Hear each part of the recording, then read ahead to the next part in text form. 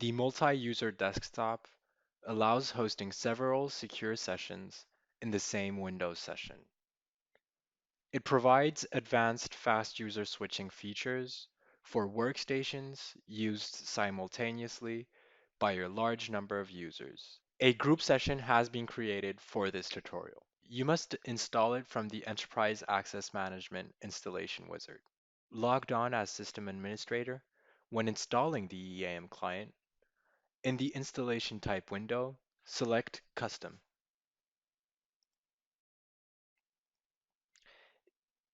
Click on Next.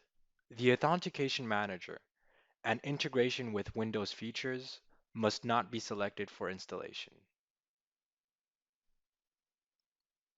Now click on Next and follow the rest of the wizard instructions.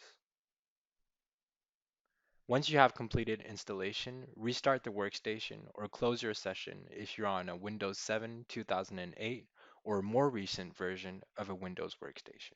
I'll click on Finish. Logged into my group session, the multi-user desktop window appears. I can now switch users in a matter of seconds without having to close and open my session. With Barbara, I can log on using a password. As you can see, on the top right of my screen, a multi-user desktop message appears, confirming that Barbara Fisher is connected to the session. Press Ctrl K to lock the session. Now I'll try logging on with another user account. Using the QR entry application on my phone, I'll log on as Tom.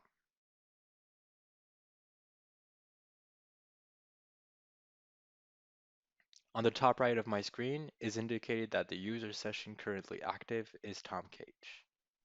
If I lock Tom Cage's session, I see that my both users are audited by the solution. You are now able to install the multi-user desktop on a Windows workstation.